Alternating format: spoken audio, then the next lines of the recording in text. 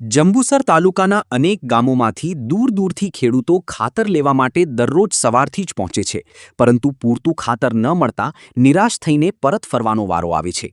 ખેડૂતોના જણાવ્યા મુજબ તેમને સવારથી ટોકન આપવામાં આવે છે, પરંતુ થોડા સમય બાદ ખાતરનો જથ્થો પૂર્ણ થઈ ગયો હોવાનું જણાવવામાં આવે છે અને બીજા દિવસે ફરી આવવા માટે કહેવામાં આવે છે। ખેડૂતો આક્ષેપ કરી રહ્યા છે કે જ્યારે તેઓ સવારથી લાઇનમાં ઊભા રહે છે ત્યારે પણ તેમને ખાતર મળતું નથી, જ્યારે રાતોરાત ખાતરનો જથ્થો ક્યાં જાય છે તે અંગે અનેક પ્રશ્નો ઊભા થઈ રહ્યા છે। ખેડૂતોના કહેવા મુજબ જો સવારથી હાજર રહેલા ખેડૂતોને ખાતર મળતું નથી તો આખરે ખાતરનું વિતરણ કેવી રીતે થઈ રહ્યું છે તેની નિષ્પક્ષ તપાસ થવી જોઈએ। ખાતરની અછતને કારણે ખેડૂતો ભારે મુશ્કેલીનો સામનો કરી રહ્યા છે। વારંવાર રજૂઆતો કરવા છતાં આજ દિન સુધી સમસ્યાનો યોગ્ય ઉકેલ આવ્યો નથી। હજારોની સંખ્યામાં ખેડૂતો દરરોજ ખાતર લેવા આવે છે, પરંતુ સવારથી સાંજ સુધી રાહ જોયા પછી પણ ઘણા ખેડૂતોને ખાલી હાથે પરત ફરવું પડે છે।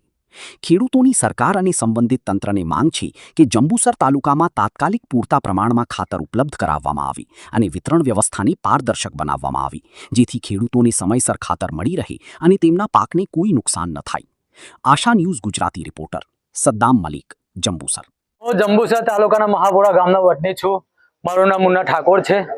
અહીંયા આજે સવારના 6 વાગે ખેડૂતોની લાઈન પડી છે ખાતર માટે।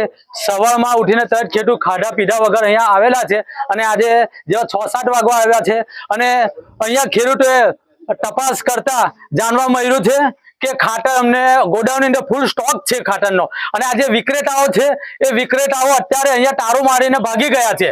તો પછી એ વિક્રેતાઓ ભાગી કેમ ગયા છે?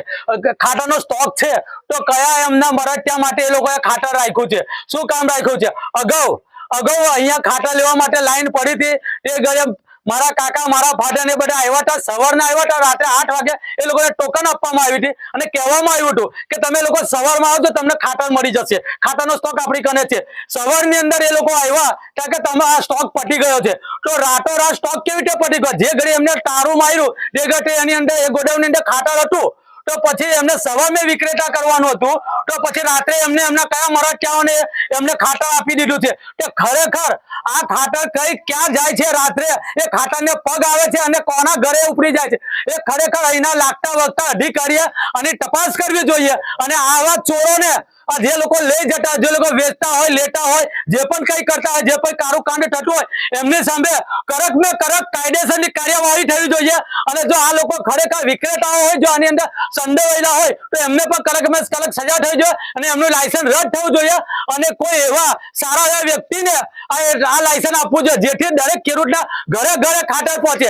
આ લોકો એવું કે છે એક ખેડૂતને 7 જ ગુણ આપવામાં આવે છે, જ્યારે આપણે જોઈએ છે કે ટેમ્પા તો બધા ફૂલ ને ફૂલ ભરેલા હોય છે, ટ્રેક્ટરો ભરે છે, ટેમ્પા ભરે છે, તો અમે જ્યારે લેવા આવ્યા છીએ તો એક જ ખાતા પર 7 જ ગુણ આપે છે।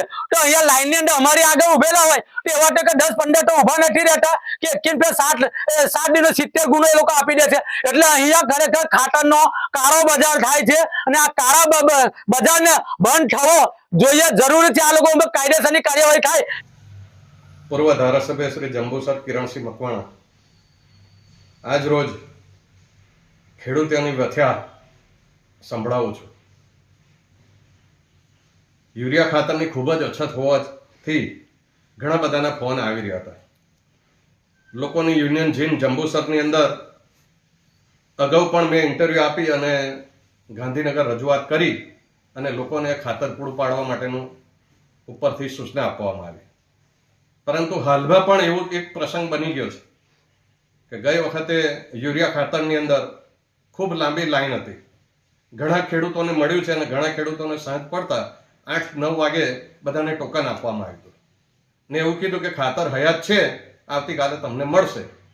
એવા જ એક બાકી ખેડૂતો હતા જેને ટોકન આપ્યું તો એ લોકો સવારે ટોકન લઈ અને બીજે દિવસે જ્યારે યુનિયન જીન જંબુસરમાં આવે છે ત્યારે જે તે સંચાલકો એવું કહેવા માંગે છે કે ભાઈ ખાતર તો પૂરું થઈ ગયું। તો મારી એક જ માંગણી છે સરકાર પાસે કે રાતોરાત આ ખાતર ગાયબ કઈ થયું એની ખરેખર ખેડૂતોના હિતની અંદર જો આ સરકાર માનતી હોય તો એની તટસ્થ તપાસ થવી જોઈએ અને જે તે લાગતા ઓળખતા હોય એની સામે કડક પગલાં ભરવા જોઈએ, એવી મારી માંગ છે। નવીન પટેલ, ભરૂચ જિલ્લા કિસાન કોંગ્રેસ સમિતિ।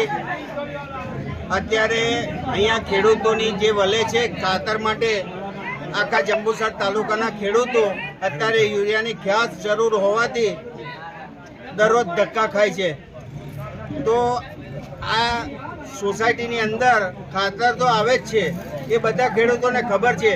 ગઈ વખતે પણ ટોકન આપવામાં આવ્યા હતા, આ વખતે ટોકન આપવામાં આવતા નથી.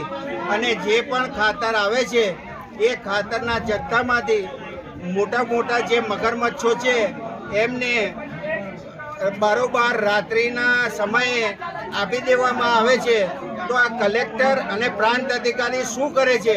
અહીંયા મેનેજમેન્ટમાં આ મામલતદારને આ બધાને કોઈ આ જંબુસર તાલુકાના ખેડૂતોને કઈ પડી છે કે નહીં, કે પછી આ ખેડૂતો આંદોલનના માર્ગે ચડે?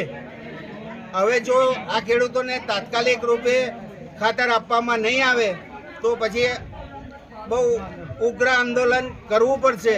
અને તે વખતે એના માટે સંપૂર્ણ જવાબદારી જંબુસર તાલુકા મામલતદાર, પ્રાંત અધિકારી જંબુસર તાલુકા અને ભરૂચ કલેક્ટરની રહેશે.